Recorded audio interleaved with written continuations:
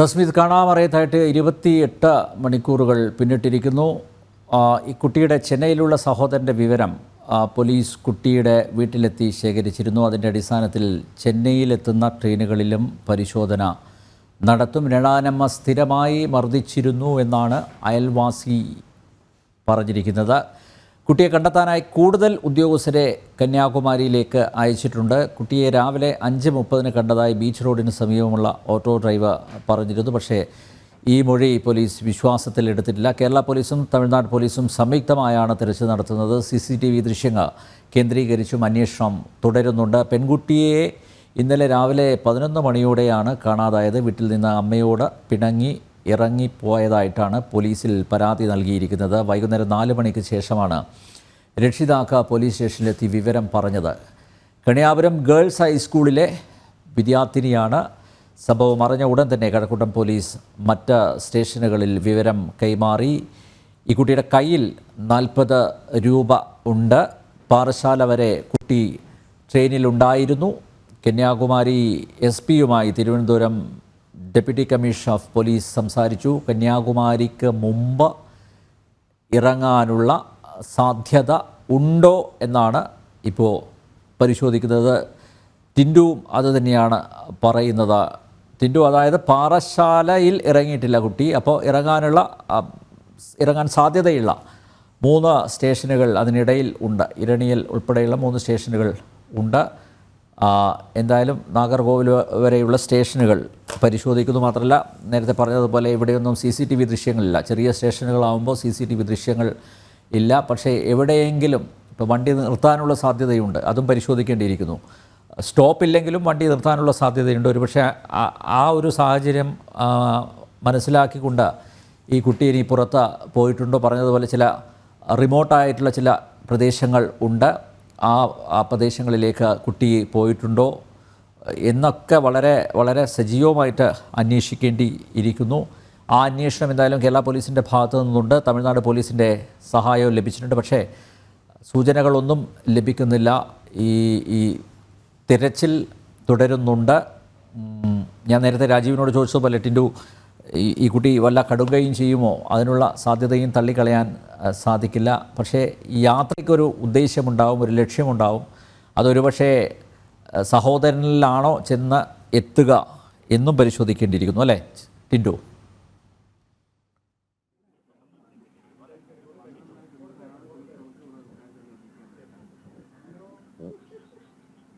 Yes, ടിൻഡുവിൻ്റെ phone കട്ടായിരിക്കുകയാണ്. പ്രശാന്തിലേക്ക് പോകുന്നു. പ്രശാന്ത്, ബന്ധുക്കളിൽ നിന്ന് കൂടുതൽ എന്തെങ്കിലും വിവരം ലഭിച്ചിട്ടുണ്ടോ പ്രശാന്ത്?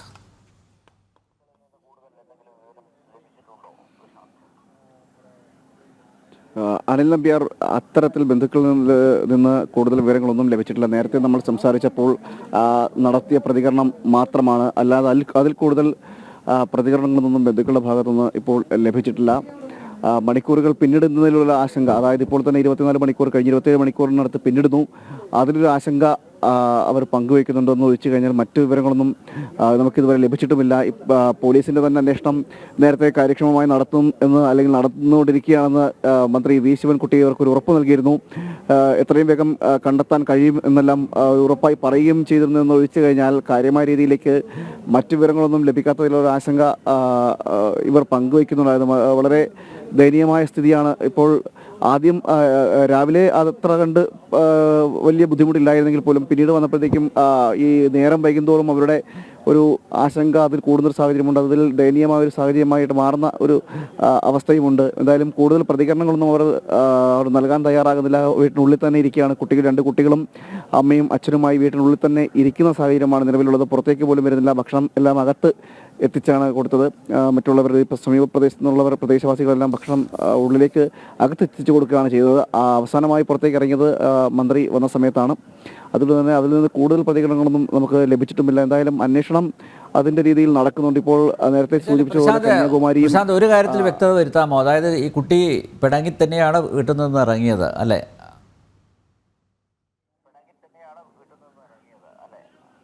തീർച്ചയായും അതിൽ തർക്കമില്ല. പിണങ്ങി തന്നെയാണ് വീട്ടിൽ നിന്ന് ഇറങ്ങിയത്. അത് അമ്മയും സമ്മതിക്കുന്നുണ്ട്. അതായത് ഈ കുട്ടിയെ 3 കുട്ടികളാണ് ഇപ്പോൾ ഉള്ളത്. അതിൽ 3 കുട്ടികളും കളിച്ചുകൊണ്ട് നിൽക്കുന്ന സമയത്താണ് വീട്ടിൽ നിന്ന് അമ്മയ്ക്കൊരു ഫോൺ വരുന്നത്. അമ്മ തൊട്ടടുത്തുള്ള അമ്മയും അച്ഛനും തൊട്ടടുത്തുള്ള ഒരു സ്കൂളിലാണ് ഈ തോട്ടം നോക്കുന്നതുമായി ബന്ധപ്പെട്ട തൊഴിൽ ഇങ്ങനെ നിൽക്കുന്ന സമയമാണ്. അപ്പോഴാണ് വിളിച്ചു പറയുന്നത്, ഈ വഴക്കുണ്ടാകുന്നതെന്ന് വിളിച്ചു പറയുന്നത്.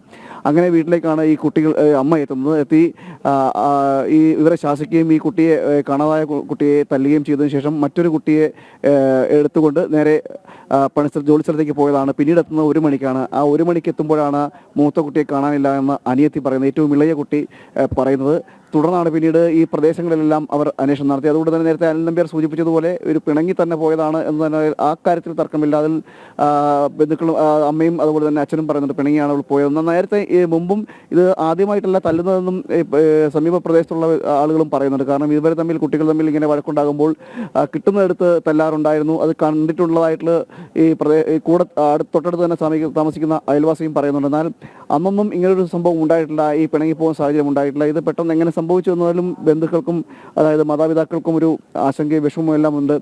എന്തായാലും പോലീസ് അതിൻ്റെ ഒരു അന്വേഷണം നടത്തി വരികയാണ്. മണിക്കൂറുകൾ പിന്നിട്ട് പോകുന്ന സാഹചര്യമുണ്ട്. 27 മണിക്കൂറിൽ മുകളിലേക്ക് ഇപ്പം നീങ്ങിക്കൊണ്ടിരിക്കുകയാണ്. ഇനിയിപ്പം നേരം വൈകുന്നതോടുകൂടി ആശങ്കകളും വർദ്ധിക്കുന്ന ഒരു സാഹചര്യം കൂടിയാണ് നിലവിൽ ഉള്ളത്. കാരണം എവിടെ പോയി എന്നതിൽ ഒരു തെളിവില്ല. ട്രെയിനിലിരിക്കുന്ന ഒരു ചിത്രം മാത്രമാണ് അവസാനമായി ലഭിച്ചത്. എന്നാൽ അതൊഴിച്ചു കഴിഞ്ഞാൽ എവിടെ ഇറങ്ങി പാറശാല വരെ ഈ കുട്ടിക്ക് സ്വന്തമായി മൊബൈൽ ഫോൺ ഉണ്ടോ ഈ കുട്ടിയുടെ കയ്യിൽ?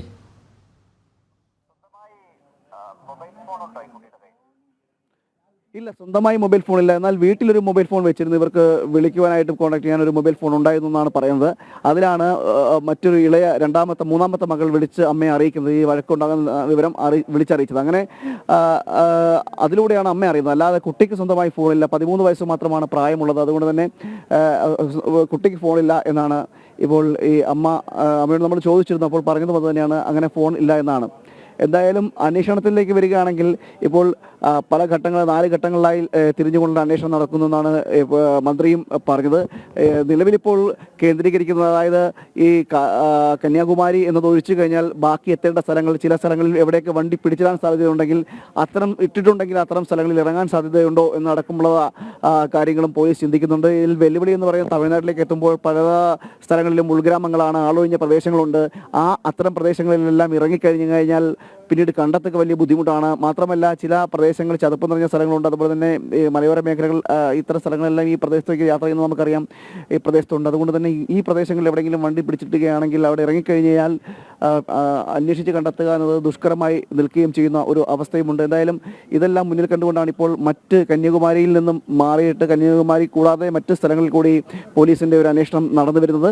അതുകൊണ്ട് തന്നെയാണ് ഈ നാഗർകോവിൽ പ്രധാനമായും കേന്ദ്രീകരിക്കുന്നുണ്ട്. അതുപോലെ തന്നെ ഇറണിയൽ, കുഴിത്തറ തുടങ്ങിയ സ്ഥലങ്ങളിലെല്ലാം ഇറങ്ങിയിട്ടുണ്ടെങ്കിൽ അത്തരം ഭാഗങ്ങളിലും അന്വേഷിക്കുന്നുണ്ട്. എന്നാൽ ഈ നാഗർകോവിൽ ഒഴിച്ച് മറ്റ് 2 സ്റ്റേഷനുകളും CCTV ദൃശ്യങ്ങൾ ഈ റെയിൽവേ സ്റ്റേഷനിൽ ഇല്ല എന്നും പറയുന്നുണ്ട്. അതുകൊണ്ട് തന്നെ ആ സ്റ്റേഷനുകളിൽ ഇറണിയലും കുഴിത്തറയും ഇറങ്ങിയിട്ടുണ്ടെങ്കിൽ അതും കണ്ടെത്തുക ദുഷ്കരമാണ്. ബാക്കിയുള്ളത് പുറത്ത്, റെയിൽവേ സ്റ്റേഷന് പുറത്ത് എവിടെയെങ്കിലും CCTV ദൃശ്യങ്ങളോ അല്ലെങ്കിൽ മറ്റു വിവരങ്ങളോ ഉണ്ടെങ്കിൽ അതെല്ലാം ഒരു കാര്യത്തിൽ കൂടി അന്വേഷണമാവും. അതായത് പാറശാല വരെ ഈ കുട്ടി യാത്ര ചെയ്തിട്ടുണ്ട്, പാറശാലയിൽ ഇറങ്ങിയിട്ടില്ല എന്ന് സഹയാത്രികർ മൊഴി നൽകിയിട്ടുണ്ട്. അതിനുശേഷം ഈ കുട്ടിയോടൊപ്പം യാത്ര ചെയ്തവർ ആരൊക്കെ, ആ യാത്രക്കാരെ കണ്ടെത്തുകയാണെങ്കിൽ ഒരുപക്ഷെ എന്തെങ്കിലും തുമ്പ ലഭിക്കാനുള്ള സാധ്യതയില്ലേ?